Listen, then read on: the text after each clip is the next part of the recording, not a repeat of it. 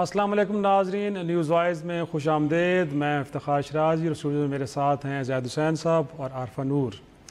नाजरीन, तहरीक इंसाफ की हुकूमत ने आज पार्लियामेंट में मिनी बजट पेश कर दिया है और बकौल वज़ीर ख़जाना असद उमर साहब, इसका वाहिद मकसद बढ़ते हुए माली खसारे को रोकना और गिरते हुए ज़र मुबादला के ज़ख़ायर को भी इस्तेकाम देना है। उन्होंने साथ में ये भी कहा है कि जो साबिक़ हुकूमत ने 1350 अरब रुपए की वसूली का जो एक टारगेट बताया गया था वो हकीकत के बरक्स था, और साथ में ये है कि 250 अरब के जो अखराजात किए गए हैं गुज़श्ता बजट में उनको भी ज़ाहिर नहीं किया गया, गोया कि दानिस्ता तौर पर छुपाया गया।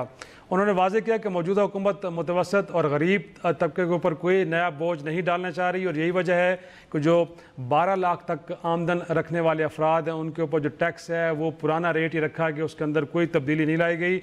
बट जो ज़्यादा पैसे लोग कमाते हैं 24 लाख और उससे ज़्यादा आमदन के अफराद के ऊपर ज़्यादा बोझ डाला गया। और देखा जाए तो जो पहले उनके ऊपर परसेंटेज थी इनकम टैक्स की, अब उसको 15% से बढ़ा के कहा जा रहा है कि 29% तक कर दिया गया है।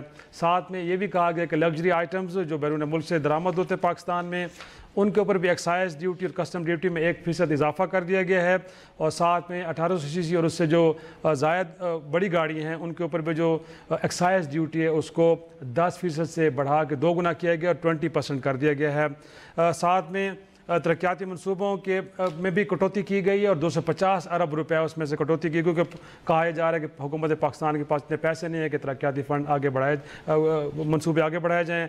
अब देखना यह है नाज़रीन के जो मिनी बजट आया है अगले 9 माह में क्या वाकई जो पाकिस्तान की माशी सिमत उसको दुरुस्त सिमत में डाल पाएगा, और फिर ये जो तखमीने अब लगाए गए हैं क्या वसूलियाँ उस हिसाब से आगे बढ़ेंगी कि नहीं बढ़ेंगी, आज इसको डिबेट करेंगे।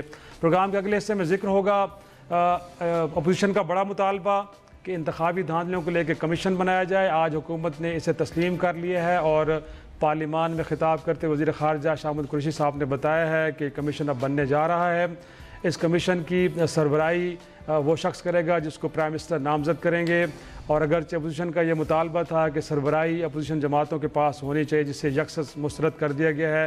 अब देखना ये है कि ये कमीशन कब बनेगा, इसके TORs क्या होंगे, क्या अपोजिशन को एक्सेप्टेबल भी होंगे नहीं होंगे, और फिर ये कैसे इन्वेस्टिगेट करेगा और कैसे पता चल पाएगा कि 2018 का इलेक्शन किस अंदाज में कंडक्ट किया गया। अब प्रोग्राम के तीसरे हिस्से में हम जिक्र करेंगे पाकिस्तान और बरतानिया के दरमियान इंसाफ और एहतसाब को लेके अब ताउन की बात हो रही है, और इस हवाले से कुछ नए मुआहदे भी होने जा रहे हैं जिसके नतीजे में जो गैर कानूनी तौर से पैसा पाकिस्तान से बैरून मुल्क और बिलखसूस बरतानिया मुंतकिल हुआ है उनको वापस लाने की बात हो रही है। और पिछले दिनों एक वहाँ पे साबिक सरकारी मुलाजिम पाकिस्तानी उनके अहले को गिरफ़्तार भी किया गया है जिन पर इल्ज़ाम है कि कोई 80 मिलियन पाउंड की गैर कानूनी रुकन मनी लॉन्ड्रिंग की गई, पाकिस्तान से पैसा गैर कानूनी तौर पर हासिल किया गया था और बैरून मुल्क बरतानिया मुंतकिल किया गया। अब देखना ये है कि ये ताउन कैसे आगे बढ़ता है और क्या इसके नतीजे में वाकई तौर पर बिलखसूस बरतानिया में जो पाकिस्तान से लूटी हुई रकम मौजूद है वापस आ पाएगी कि नहीं।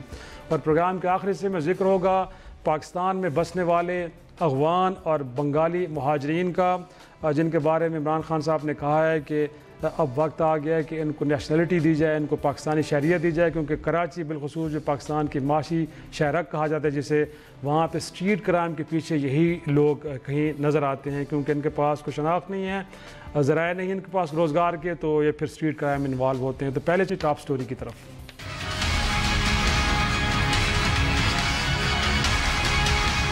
सूरत हाल ये है कि हमारे ज़र मुबादला के ज़खायर तेजी से गिर रहे हैं, खतरनाक हद तक कम हो चुके हैं, और इस वक्त हमारे पास 2 माह के इंपोर्ट्स के बराबर भी ज़खायर बाकी नहीं बचे। पाक की जो रेवेन्यूज इस बजट के अंदर शामिल किए गए थे 2018-19 में, वो कम से कम उसमें 350 अरब रुपए जो है उसमें कमी मुतवक्का है।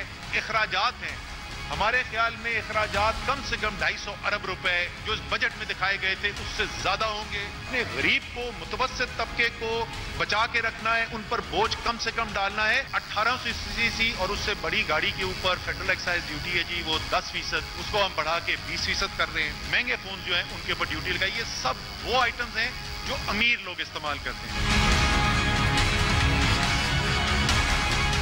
शो में एक बार फिर खुश आमदेद। ज़ैद साहब, 2 दिन पहले गैस की कीमतें बढ़ा के 150 अरब रुपया عوام کی جیبوں سے لیا گیا. اب ماشاءاللہ آج کے دن 183 ارب روپے کے نئے ٹیکس لگا دیے گئے ہیں جی. اور کہا تو یہ رہے ہیں کہ جو غریب طبقے کو تو ہم نے بالکل نہیں چھڑا، لیکن جو زیادہ پیسے کماتے ہیں تو ان کو اب دینا چاہیے. اگرچہ وزراء کو جو ایگزمپشن تھی ٹیکسوں کے حوالے سے پرائم منسٹر کو اور وزراء کو، وہ بھی واپس لے لی گئی ہے. ایک اور تجویز بھی تھی کہ اس ملک کے اندر ججز اور جرنیلوں کو بھی ایگزمپشن حاصل ہے، وہ بھی واپس لے لی جائے، لیکن اس کو نہیں دیکھا گیا. فی الحال صرف پارلیمنٹیرینس تک، بالخصوص وزراء تک رکھی گئی ہے. لیکن سر کیسے دیکھتے ہیں، بڑا ناگزیر تھا، ضروری تھا؟ کل بھی آپ کہہ رہے تھے کہ جی اب اس کے علاوہ چارہ ہی کوئی نہیں تھا، تو کیا کرتی حکومت؟ دو تین چیزیں ہیں، جیسے ہم پہلے بھی بات کر چکے ہیں کہ جو ہے یہ بجٹ کا ریویو جو ہے ناگزیر تھا، کیونکہ جو ہے یہ بجٹ جو ہے 2 مہینے پہلے یعنی الیکشن سے پہلے پیش کیا گیا تھا جی. اور جو بھی حکومت آتی اس کے لیے اس کو یقینی طور پہ اس پہ ترمیم کرتی. ٹھیک ہے. تو اب یہ تھا کہ جو اس میں جو باتیں ہوئی ہیں، جس میں اضافے کی بات آئی ہے، وہ بھی کوئی ان ایکسپیکٹڈ نہیں ہے. پہلے بھی اس کی متعلق بات چیت ہوتی رہی تھی، اور تقریباً جو بھی چیزیں ہوئی ہیں، جو بھی ٹیکسز بڑھی ہیں یا جس طرح سے ہوئی ہے، وہ پہلے سے اس کی جو ہے بات چیت چل رہی تھی، یعنی اخباروں میں بھی آ رہا تھا. اور میرا خیال تھی کہ مجھے لگتا یہ ہے کہ یہ سب ہم جانتے ہیں، مانتے ہیں کہ جو ہے حالات بہت خراب ہیں. بجٹری ڈیفیسٹ جو ہے وہ آپ کا تقریباً اس وقت ٹچ کر رہا ہے 7.4%، جو کہ بہت زیادہ ہے. تو اگر اس کو آپ یہ تمام چیزیں نہ کریں تو پھر اس کے بعد جو پیسے کہاں سے آئیں گے؟ یہ تو ایک سوال آپ کا ہے ناگزیر. اور یہ آپ کے سائیکل ہے جو کہ تھرو آؤٹ چلتا رہا ہے. ہر دفعہ بجٹ آتے ہیں تو یہی بات چیت چلتی رہتی ہے، لیکن at the end of the day ہمارے لیے مسئلہ وہیں کا وہیں کھڑا ہوتا ہے کہ جو ہے جو گیپ ہے آپ کے اخراجات میں اور آپ کے ریونیو میں، اس کو آپ کم نہیں کر پا رہے ہیں. تو میرا خیال یہ ہے کہ ٹھیک ہے، وقتی طور پہ تو آپ ٹیکسز بڑھا دیتے ہیں، اور لیکن آگے چل کے سب سے بنیادی چیز یہ ہے کہ جب تک اسٹرکچرل ریفارم نہیں ہوں گی، جب تک بنیادی آپ اصلاحات نہیں کریں گے، تو پھر وہی چیز آئے گی کہ ہر سال پھر وہی طریقہ اختیار کیا جائے گا. لیکن جہاں تک ٹیکس کا سوال ہے، میں سمجھتا ہوں کہ اس میں مجھے جو ہے بہت زیادہ کوئی بوجھ انکم ٹیکس میں لگ نہیں رہا ہے. جو اگر آپ دیکھیں تو ایک لحاظ سے پروگریسو ہے، یعنی مطلب یہ ہے کہ جو آپ کے لوور کلاس ہے 12 لاکھ تک تو 2000 روپے ٹوکن ہے. اور دیکھیں اس سے فرق پڑتا ہے. جیسے مفتی اسماعیل نے یہ کہا تھا کہ 0% جب کر دیا تھا تو بہت سارے جو اکانومسٹ تھے ان کا کہنا یہ تھا کہ پھر سینس آف رسپانسبلٹی نہیں آتی ہے. آپ 100 روپے بھی لگائیں، 200 روپے بھی لگائیں، لیکن ٹیکس جو ہے ہر ایک کے اوپر آنا چاہیے تاکہ نیٹ میں بھی احساس ہونا چاہیے کہ نیٹ میں آ جائے. تو میں سمجھتا ہوں کہ اس میں مجھے بہت ترمیم نظر نہیں آتی. لیکن یہ ضرور ہے کہ جو سلیب بڑھایا ہے کہ 15% سے 29%، اس میں کافی مسئلے ہوں گے ان کے لیے. یقینی طور پہ وہ امیروں پہ ہے، لیکن پھر ایک بہت بڑا سوال آتا ہے کہ جب ہائر ٹیکس ہوتے ہیں تو پھر اس کے بعد جو ٹیکس ایویژن بڑھ جاتے ہیں. یہ بھی ایک چیز آتی ہے، کیونکہ اکثر جو اکانومسٹ یہ رائے دیتے ہیں یا پھر ان کی تجویز ہوتی ہے کہ ٹیکس آپ کم رکھیں تاکہ جو ہے لوگ زیادہ پے کر سکیں، لوگوں کو انکریج کرنے کے سسٹم میں آئیں. یہ ایک سوال ہمیشہ رہے گا کہ جو ہے آپ نے، لیکن لوور لیول پہ تو آپ کا اتنا نہیں بڑھا ہے، یہ بات ماننے کی ہے. لیکن مفتی اسماعیل کی تقریر مجھے یاد ہے، اس وقت بھی انہوں نے کہا تھا کہ ہمارا بنیادی مقصد یہ ہے کہ ٹیکس کے کم کرنے کے، کہ جو ہے لوگ جو ہیں تاکہ آسانی کے ساتھ ٹیکس پے کر سکیں. لیکن اس وقت بھی جو ہے کوئی بہت بڑا بوجھ نہیں ہے کہ جس میں آپ ایویٹ کر سکیں. تو آپ کو انسینٹیو بھی ملتا ہے کہ آپ جیسے فرض کیجئے کہ آپ کوئی چیز خریدنے جاتے ہیں، مکان یا گاڑیاں خریدنے جاتے ہیں، جو بھی اس انکم گروپ میں آتے ہیں، تو اس میں یہ پہلے بھی تھا کہ وتھ ہولڈنگ ٹیکس تھا کہ اگر فرض کے ٹیکس فائلر ہوگا تو اس کو آدھا کرنا پڑتا ہے. 0.03 ہے وہ 0.6 ہے پھر. بالکل یہ تمام چیزیں جو ہیں میرے خیال اس میں مجھے تو کوئی خاص اس میں لگتی نہیں. لیکن آپ کے خیال میں جو شرح بڑھائے گی اس میں سے اب ٹیکس سے بھاگنے والوں کی تعداد بڑھ سکتی ہے؟ خدشہ ایک ضرور موجود ہے اپنی جگہ پہ. سیلنگ ہے، میرا خیال یہ ہے کہ اس کا اثر 2 پڑے گا. ایک تو یہ تھا کہ پہلے ایک جیسے باہر بھی ٹرمپ ایڈمنسٹریشن کی بات میں تھوڑی سی کر دوں کہ اس نے ٹیکس کا جو بہت اس کا سلیب بہت کم کر دیا. ان کا کہنا یہ ہے کہ اس کی وجہ سے انویسٹمنٹ بڑھتی ہے.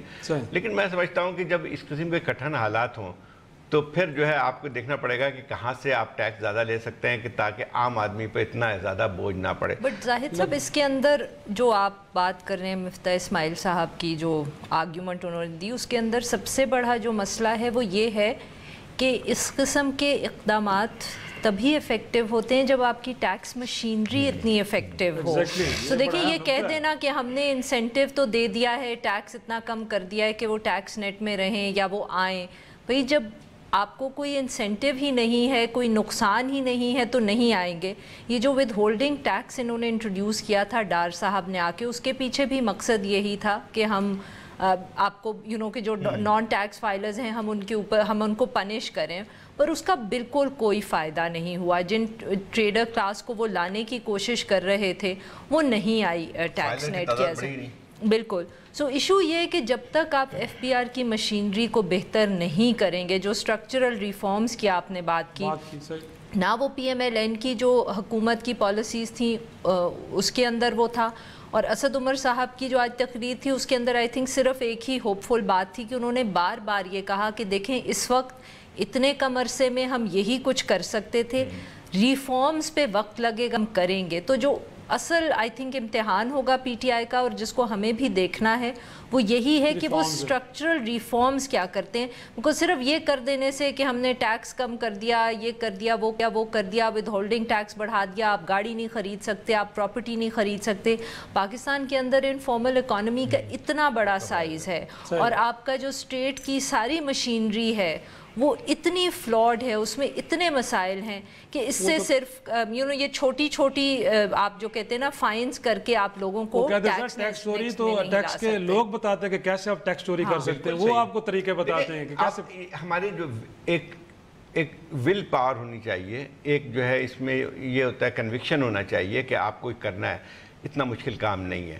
ابھی میں تقریباً 7-8 سال پہلے مجھے یاد ہے کہ اس کے نادرا میں ایک بریفنگ مجھے دی تھی کہ جو ہے کہ کس طرح سے انہوں نے ڈیٹیکٹ کیا ہے کہ کتنے لوگ ہیں جو کہ ٹیکس نہیں دیتے, جن کی اپنی جو ہے آمدنی بہت زیادہ ہے, ڈاکٹرز کی. اب تو آسانی کے ساتھ آ جاتا ہے, ہر ایک جو ہے ٹرانزیکشن جو ہے بہت ساری چیزوں میں وہ تو آپ کے این آئی سی نمبر تو ویسے ہی مل جاتا ہے جب آپ کا آئی ڈی کارڈ کا نمبر ہے. سر یہی این آئی سی کا بات کیا نا, ملک صاحب سابق چیئرمین نادرا نے 70,000 لوگوں کو آئیڈینٹیفائی کیا تھا جو سال میں 4-5 فارن وزٹ کرتے ہیں, جن کے بچے مہنگے اسکولوں میں پڑھتے ہیں اور ان کے پاس گاڑیاں بھی ہیں لیکن وہ ٹیکس نیٹ بھی نہیں ہے. سر یہ ہم پی پی پی کے زمانے سے کہانی سن رہے ہیں 70,000 لوگوں کی, اور وہ رپورٹس بھی بنی تھیں, اور آپ کو بھی پتہ ہے ایف پی آر نے وہ رپورٹس میڈیا تک بھی پہنچائی تھیں, جس کے اندر میڈیا کے لوگ بھی تھے. مگر وہی بات ہے کہ جب تک ول نہیں ہے, کیونکہ وہ اس کے اندر وہ لوگ ہیں جو آسانی سے اسٹیٹ کو مینیپولیٹ کر لیتے ہیں, اور وہی مسئلہ ہے, اور وہی ایز آئی سیڈ کہ اصل امتحان ہوگا پی ٹی آئی کا کہ وہ کیا اس کو فکس کر سکتے ہیں. کیونکہ آج میں ریاکشن بھی جو ٹی وی پہ سن رہی تھی, تو جو انڈسٹری کی طرف سے اور بزنس کمیونٹی کی طرف سے ریاکشن آ رہا تھا, اس میں یہی بات ہو رہی تھی جو آپ نے ابھی کی. انہوں نے کہا کہ جی جب تک آپ ایف پی آر کو ریفارم نہیں کریں گے کہ وہ ہمیں ہراس نہ کریں, ہمیں تنگ نہ کریں اور ٹیکس کلیکشن کریں, تب تک یہ مسئلہ حل نہیں ہوگا. چاہے آپ یہ جو 1.5 لاکھ کے قریب آئی تھنک ٹیکس فائلرز ہیں اس ملک کے اندر سے اب مفتاح اسماعیل آ کے ان کو نکال دیں, بہت سے نیچے والوں کو, اسد عمر صاحب 1,000 سے واپس لے آئیں, اس سے ہمارا جو بجٹ ڈیفیسٹ ہے وہ ٹھیک نہیں ہوگا. یہ صرف کرائسس مینجمنٹ ہے اور کچھ بھی نہیں ہے. اوور ہالنگ کی ضرورت ہے, ٹیکس اوور ہالنگ کی ضرورت ہے, اور یقینی طور پہ اس ایریے پہ کام کرنے کی ضرورت ہے. اگرچہ اس کو ابھی ایکسیپٹ کیا جاتا ہے کہ شاید شارٹ ٹرم سلوشن یہی تھا, لیکن لانگ ٹرم سلوشن کے بغیر پاکستان مشکلات سے باہر نہیں آ پائے گا. ایک چھوٹا سا بریک, اور بریک کے بعد ذکر ہوگا انتخابی دھاندلیوں کو لے کے کمیشن بنانے کا. بالآخر حکومت مان گئی ہے, لیکن بنتا کب ہے, اس کے نتائج کیا نکلیں گے, چھوٹی سی بریک کے بعد ڈسکس کرتے ہیں.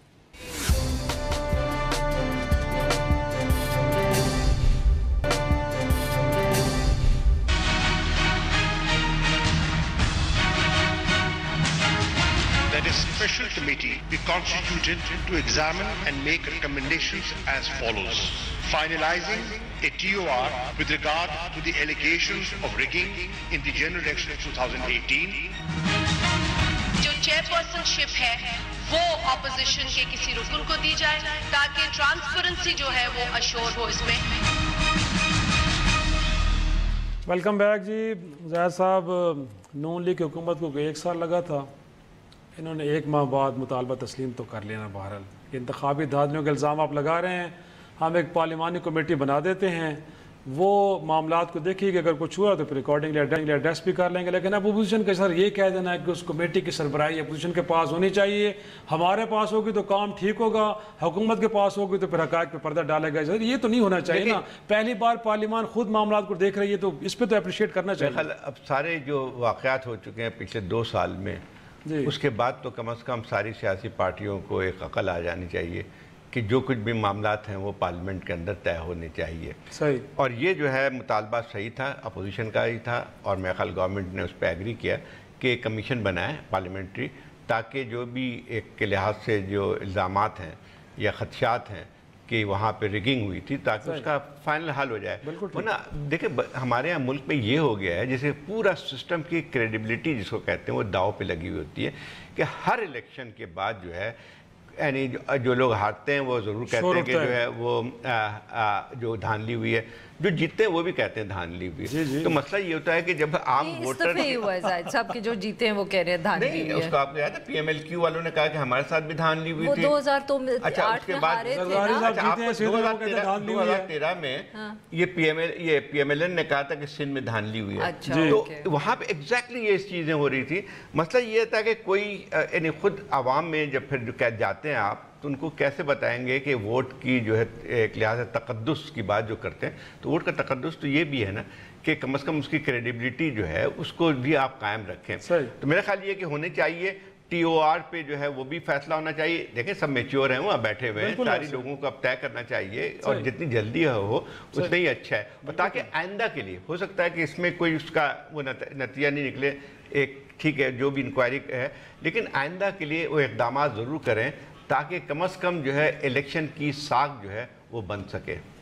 لیکن آپ کو لگتا ہے کہ کمیشن اب بنیادی طور پہ کرے گا کیا, کسی اور ادارے کی ہیلپ لی جائے گی, کیونکہ یہ پارلیمنٹیرینز کے پاس کوئی ٹولز نہیں ہے نا کہ وہ اگر کچھ انویسٹیگیٹ کرنے جا رہے ہیں تو کیسے کریں گے؟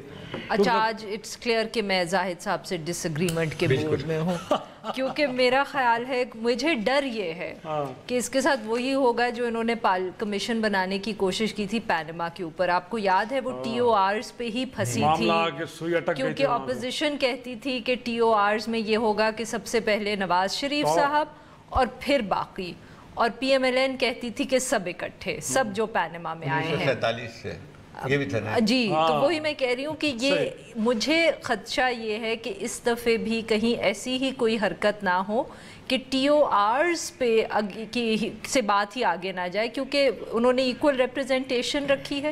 پہلے حکومت نے یہ سجیسٹ کیا تھا کہ پروپورشنل کریں گے ہم اس کمیٹی میں ریپرزنٹیشن, اپوزیشن نے مانا نہیں, اب وہ ایکول ہے اپوزیشن اور گورنمنٹ چیئر کرے گی. تو یہ سب سے پہلے مسئلہ اس کا ٹی او آرز کے اوپر ہوگا, کیونکہ اور جو دوسری چیز زاہد صاحب کہہ رہے ہیں, کیونکہ زاہد صاحب از بینگ ویری میچیور ہے نا, اور وہ یہ کہہ رہے ہیں کہ آپ اس مسئلے کو حل کریں جو آنے والے الیکشنز ہیں. مگر مسئلہ یہ ہے کہ اس وقت جو پی ایم ایل این ہے اس کا سارا زور یہ ہوگا جو پی ٹی آئی کا پچھلے الیکشن میں تھا, اور وہ یہ ہوگا کہ نہ صرف یہ ثابت کریں کہ دھاندلی ہوئی ہے, مگر کہ اس دھاندلی کے پیچھے کوئی کنسپیریسی ہے. لیکن وہ ہوگا کیسے میٹیریل, لیکن کیسے ثابت ہوگی, کمیشن کرے گا کیا, وہی تو میں, ان کے پاس ٹولز کون سے ایسے ہیں؟ وہ تو بہت بات کی بات ہے نا شرائع صاحب, کیونکہ ہم نے جو دیکھا تھا, جو سپریم کورٹ نے بھی کمیشن بنایا تھا اور جس کے اندر پی ٹی آئی گئی تھی, کہ ایونچولی آپ شاید یہ تو ثابت کر سکتے ہیں کہ irregularities ہوئی ہیں, گڑبڑ ہوئی ہے, مگر کنسپیرسی ثابت کرنا مجھے لگتا ہے کہ ناممکن ہے. جو ان کے چیف جسٹس ناصر الملک کی قیادت میں جو کمیشن بنا تھا, وہ بہت ہی کمپریہنسو رپورٹ تھی. میرے خیال یہ کہ بڑی مشکل سے بنا تھا, لیکن ایک حد تک جو ہے ایک ایشو جو تھا اس کا جی, بٹ زاہد صاحب اس کے اوپر, سوری میں بات آپ کی کاٹ رہی ہوں, اس کے اوپر بھی جو ایک صرف تنقید آئی تھی لائرز کی طرف سے, وہ یہ تھی کہ اگر آپ ایک رپورٹ دے رہے ہیں جس میں آپ یہ کہہ رہے ہیں کہ جو کچھ ہم نے دیکھا اس سے یہ لگتا ہے کہ irregularities بہت تھیں, تو اس کا کاش کہ وہ ججمنٹ ذرا آگے چلی جاتی اور یہ بھی کہتی کہ کتنی کوئی irregularity جو ہے اس سے الیکشن کا ریزلٹ اوور آل افیکٹ ہوتا ہے. صرف یہاں تک بات کرنی کافی شاید نہیں ہے, پرسنٹیج مقرر کرتے آپ, یہ ایک لیگل ویو تھا کہ was it enough to just say کہ ریگولیرٹیز ہیں, کیا ہمیں یہ نہیں دیکھنا چاہیے کہ کتنی کوئی ریگولیرٹی ہوگی تو نتائج کا فرق پڑے گا. ووٹس کے حوالے سے آپ کہتے ہیں کہ 10% سے نیچے ہوگا تو قلعہ ہوں گے, دوبارہ ہوں گے, تو یہاں پہ بھی کر سکتے تھے کہ ایک پرسنٹیج مقرر کرتے ہیں. جی بالکل, تو مجھے ابھی اس میں یہی لگ رہا ہے, جیسے میں ہو سکتا ہے کہ میں غلط ہوں, کہ پی ایم ایل این کا کیونکہ اس پہ وہی فوکس ہوگا جو پی ٹی آئی کا 2013 میں تھا, اور وہ یہ ہوگا کہ نہ صرف کہ irregularities تھیں, کہ مگر ان کے پیچھے کوئی ایک سسٹمیٹک کنسپیریسی تھی، ایک مقصد تھا ہمیں ہرانا.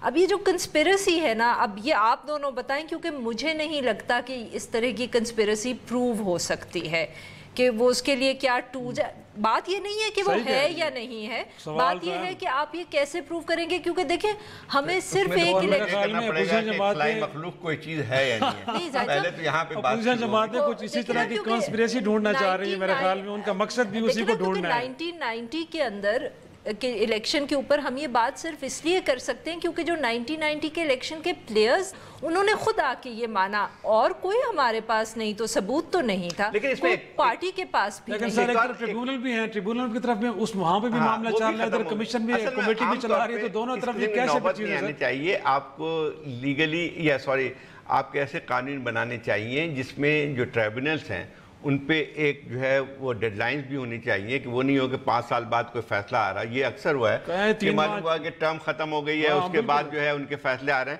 اصل وہیں پہ بات آتی ہے کہ الیکشن کمیشن کے اتنا مضبوط کیا جائے اور اس کے سامنے بھی کچھ لگائے جائے، ورنہ یہ کہ جتنے ٹریبونل بالکل بے مقصد ہو کے رہ گئے ہیں تو وہ جو ہے اس چیز کو کریں. دیکھیں کیونکہ مجھے ایک اور خطرہ بھی نظر آتا ہے، اور جو یقینی بات ہے کہ جب 2 پارٹیاں 2 متضاد خیالات رکھنے والی کسی کمیٹی میں بیٹھتے ہیں تو ایک تو یہ تھا کہ دے آر ناٹ جو ہے امپارشل. اب مسئلہ یہ ہے کہ اس پہ ڈیڈ لاک ہی رہے گا، اس سے زیادہ کیا ہوگا کہ آدھے کے ممبر بیٹھے میں وہ 50 دن جو بیٹھ کے ایک دوسرے پہ الزام تراشی کریں گے، اس کے بعد نیٹ رزلٹ ہے. اینڈ رزلٹ کو زیادہ اچھا میں نظر نہیں آ رہا. ایک چھوٹی سی بریک، اور بریک کے بعد پاکستان اور برطانیہ کے درمیان انصاف اور احتساب کو لے کے کچھ تعاون ہونے جا رہے ہیں، اور ایک امید بن پائی ہے کہ شاید پاکستان سے لوٹی ہوئی رقم جو برطانیہ بالخصوص گئی ہے، شاید اس کے واپس آنے کے دن قریب آ رہے ہیں. کیا ایسا ممکن ہو پائے گا؟ ذکر کرتے ہیں ایک چھوٹی سی بریک کے بعد.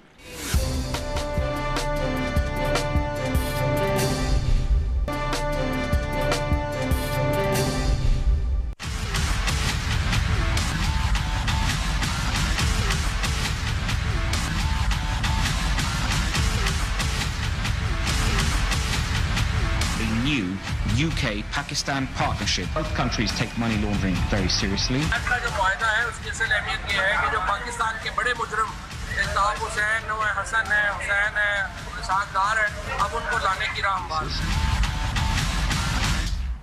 شو میں ایک بار پھر خوش آمدید. زاہد صاحب جس طرح کی امید اور خوشی کا اظہار کر رہے تھے فواد چودھری صاحب، آپ بھی پر امید ہیں کہ جب برطانیہ اور پاکستان کے درمیان تحویل مجرمان کا معاہدہ ہو جائے گا، اس کے بعد منی لانڈرنگ کو لے کے بھی کچھ معاہدے ہونے جا رہے ہیں، تو الطاف حسین، حسن حسین، اسحاق ڈار وہ کہتے ہیں جی اب راہ ہموار ہوگی، واپس آ جائیں گے. اور پھر یہ ہے کہ اب کم از کم برطانیہ سیف ہیون نہیں ہے، وہ لوگ یہاں سے پیسہ لوٹ کے لے جاتے تھے.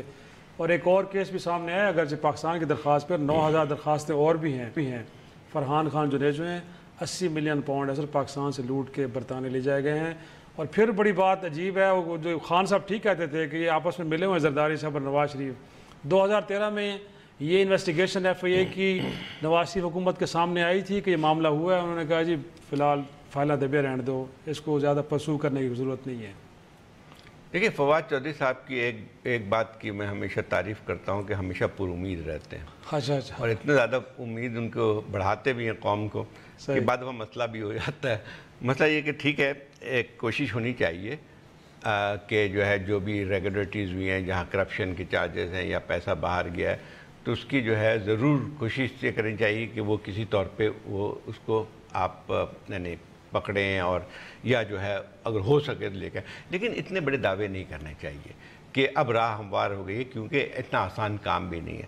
یہ صحیح ہے کہ آپ نے بہت سارے آپ کے معاہدے بھی ہوئے ہیں جس میں کوآپریشن بھی، اس سے پہلے بھی کوآپریشن ہوتی رہی تھی کہ، لیکن اس کے لیے اتنا آسان نہیں ہے کہ ہمیں یہ ماننا چاہیے. میں یہ نہیں کہہ رہا ہوں کہ تحقیقات ختم کر دینی چاہیے یا اس پہ کوششیں نہیں کرنی چاہیے، لیکن اس پہ اتنے زیادہ دعوے نہیں کرنے چاہیے کہ بعد میں لوگ آپ سے پوچھیں 5 سال بعد یا اس سے پہلے پوچھیں کہ بھئی وہ ساری لوٹی ہوئی دولت کہاں گئی، وہ $200 بلین اور $300 بلین جو ہے کہاں گئی، بڑے بڑے ملزمان کدھر گئے. وہ جو ہے یہ چیز اسی حد تک رکھنا چاہیے. دیکھیں ایک اور بات بھی ہے کہ ٹھیک ہے اچھی بات ہے کہ معاہدے، لیکن جن لوگوں کے خلاف کارروائی ہو سکتی ہے 2 صورتوں میں. ایک تو یہ ہے کہ آپ اس کے بارے میں معلومات دیں اور یہ بتائیں کہ اس کے اوپر کیس بھی ہے، اگر اس کی کنوکشن ہوئی ہے، کیس ہے پھر وہ اپنے طور پہ تحقیقات کریں گے کہ کیا واقعی جو ہے وہاں پہ جو پیسے جو ہیں وہ لائے کس طرح گئے تھے، وہ منی لانڈرنگ کے کھاتے میں آتی ہے. تو وہ چیز ہے. تو اس میں کام بہت ہوگا، اتنا آسان نہیں ہے. جیسے آپ نے بہت ساری چیزیں تو یہاں بھی نہیں ثابت کر سکے نا. چیز یہ ہے کہ آپ یہ دیکھیں کہ جو بہت بڑے بڑے کیسز تھے، جیسے اب ایونس فیلڈ کا ہی مسئلہ آپ دیکھ لیں کہ نیب کی عدالت میں ہوا ہے، لیکن اس کو آپ جو ہے وہ ہمیشہ وائٹ کالر جو کرائمز ہوتے ہیں اس کو ثابت کرنا کافی مشکل کام ہوتا ہے، اور آپ میں جو ہے یہ صلاحیت بھی نہیں ہے. تو ٹھیک ہے کہ جو ہے وہ آپ نے جو واقعہ بتایا کل صاحب کا، انہوں نے اچھا اسے ایک بات اس سے ہمیں بھی کچھ سیکھنا چاہیے کہ برٹش اس میں جو انہوں نے تحقیقات کی، ان بندے کو پکڑا اور اس کے بعد جو ہے بہت سا کارروائی بھی کی جو ان کا طریقہ کار ہے. نام ابھی تک نہیں دیا ہے. نام اس لیے نہیں دیا ہے کہ جب تک ثابت نہیں ہو جاتا، جب تک اس کے اوپر پورا چارج شیٹ نہیں ہوتی ہے یا اس پہ کنوکشن نہیں ہوتی ہے اس وقت تک نام نہیں دیتے. عارفہ یہی تو کہتے رہتے سر نیب کے بارے میں بھی کہ جب تک ثابت نہ ہو تو لوگوں کا اشتہار تو نہ بنائے نا. لیکن وہی بات فواد چودھری صاحب سے بھی آتی ہے کہ ان کے بجائے نام دینے کے تھوڑا انتظار کر لینا چاہیے. اپنا کام یہ بھی ذرائع سے ہے، بٹ انہوں نے نہیں دیا، بٹ ذرائع سے ہوا ہے کہ وہاں سے رپورٹ ہوئے کہ ہم بھی کوٹ نہیں کر سکتے کہ ہمیں بھی ابھی کنفرم نہیں ہے. فہیم کے ساتھ تھے اور انہی کے کوئی، لیکن ہم ابھی اس پہ بات نہیں کر سکتے کیونکہ جب تک ٹریڈ ڈیولپمنٹ اتھارٹی کے کہیں اسکینڈل انوالو تھے. آئی تھنک کہ یہ بہت ایک اب پاپولر سلوگن بن گیا ہے پاکستان کے اندر کہ یہ لوٹی ہوئی دولت ہے اور ہمیں واپس لے کے آنی ہے. ایک انٹرنیشنل انوائرمنٹ ہمیں ماننا پڑے گا کہ تھوڑا بہت تبدیل ہوا ہے. دیکھیں وہ OECD کے بھی ہم نے سائن کیا، پھر برٹن کے اندر انہوں نے خود جو ہے وہ ان ایکسپلینڈ ویلتھ آرڈر پاس کیا ہے، اور یہ جو اب کل صاحب آئے ہوم منسٹر، انہوں نے بھی اسی ایشو پہ بات کی.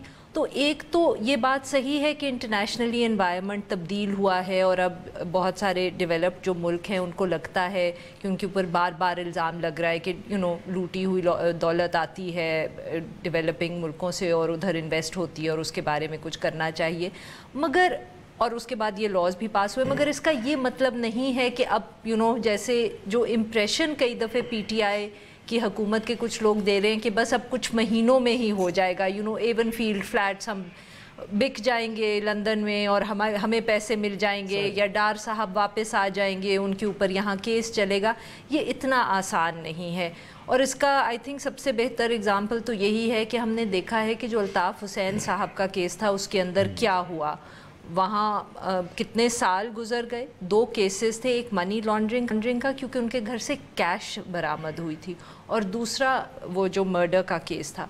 اور جو وہ منی لانڈرنگ کا کیس تھا اس کے اوپر انہوں نے میرے خیال میں جو میری آخری اف آئی ریممبر کریکٹلی انہوں نے فیصلہ کیا تھا کہ ہم اس کو پروسیکیوٹ ہی نہیں کریں گے، کیونکہ وہ انہوں نے جو پروسیکیوشن ایجنسی تھی اس کا خیال تھا کہ ہمارے پاس کافی ایویڈنس نہیں ہے اس کو پروسیکیوٹ کرنے کا. مرڈر کا کیس بھی چل رہا ہے.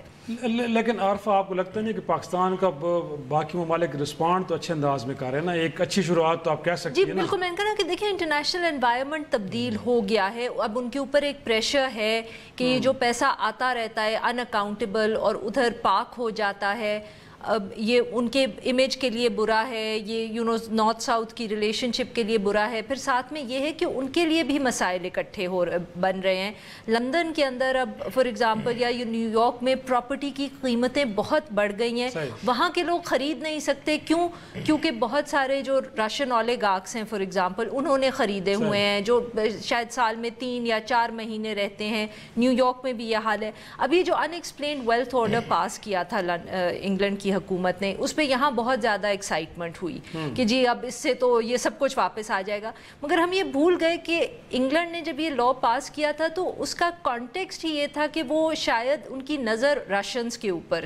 تو بھائی کہ کہنے کا مقصد یہ کہ بہت ساری پالیٹکس انوالوڈ ہوتی ہے ان کیسز کے اندر. انٹرنیشنل انوائرمنٹ چینج ہونے کے بعد کی 9/11 کے بعد یہ بہت زیادہ ہوا ہے.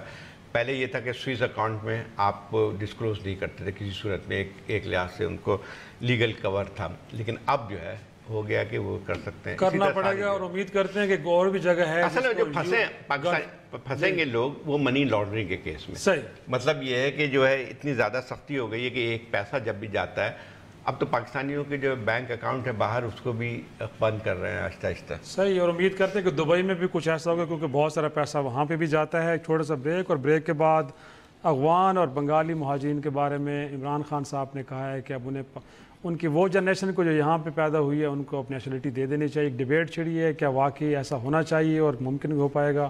ڈسکس کرتے ہیں بریک کے بعد.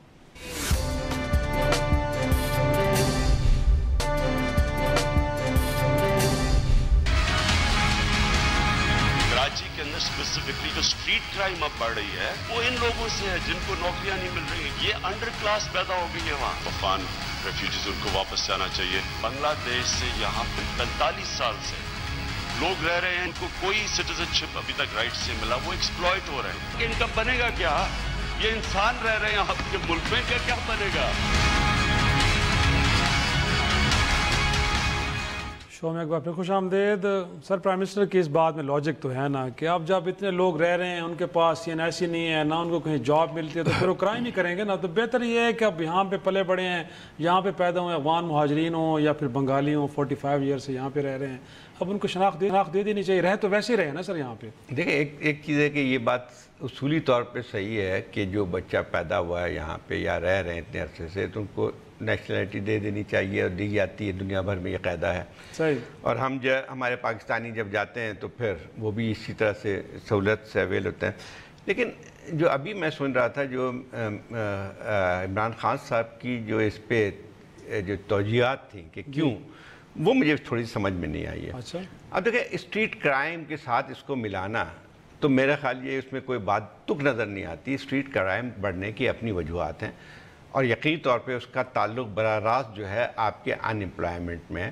تو صرف اس وجہ سے نہیں کہ ان کے پاس آئی ڈی کارڈ نہیں ہے یا نیشنلٹی نہیں ہے یا تشخص نہیں ہے, اس لیے وہ اسٹریٹ کرائم کرتے ہیں. اسٹریٹ کرائم کرنے والے سارے بنگالی اور افغانی ہیں. یہ بعض دفعہ خان صاحب جو ہیں بعض چیزوں کی جو توجیہات پیش کرتے ہیں وہ سمجھ سے باہر ہو جاتی ہے. مسئلہ یہ کہ آپ سیدھی بات کریں نا کہ یہ چیز ہے.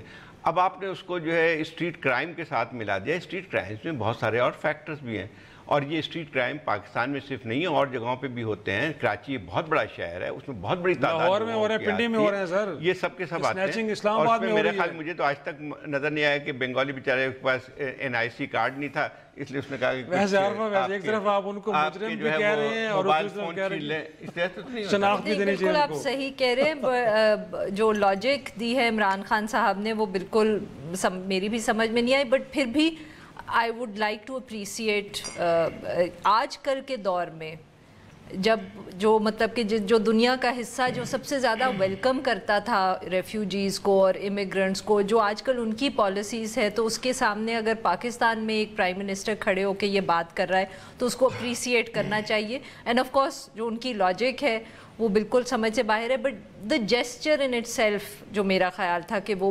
اپریسیٹ کرنے والا ہے. قانون ہے لیکن امپلیمنٹیشن نہیں ہوتی. مگر اور کیونکہ اب ہمارا کام اگر مگر ہر چیز کے اوپر اگر مگر کرنا ہے تو یہ اتنا آسان نہیں ہوگا جتنا عمران خان صاحب کہہ رہے ہیں. اچھا, آپ سمجھتے ہیں کہ یہ ہو جائے گا تو اسٹریٹ کرائم گر جائیں گے؟ نہیں, میں نے آپ سے کہا نا کہ I don't agree with his logic. یہ تو ہوگا نا کہ لوگ ڈاکومنٹ ہو جائیں گے, کل کو کوئی بڑا کرائم ہوتا ہے جیسے کہ یہاں پہ ٹیررزم ہوتا ہے. سر جو بھی کارروائی دہشت گردی سے لے کے آپ جرائم کرتا ہے وہ ID کارڈ لے کے تو نہیں کرتا ہے نا. لیکن سر ہماری تو سب پالیسی بھی یہ ہے کہ آدھا وقت تو ہم کینسل کر رہے ہوتے ہیں ID کارڈز, کیونکہ ہم کہہ رہے ہوتے ہیں کہ افغان ریفیوجیز نے الیگلی لے لیے ہیں, جو پچھلی حکومت کے نیچے پالیسی رہی ہے. سو یہ اتنا آسان نہیں ہوگا جتنا چاہ رہے ہیں. لیکن اگر ہم ان کو نکال نہیں سکتے تو کم از کم ان کو ڈاکومنٹ تو کرنا چاہیے. یہاں تک تو اتفاق ہے نا آپ کا. اسی پہ آج کا شو ختم کرتے ہیں, کل پھر ملاقات ہوگی. خدا حافظ.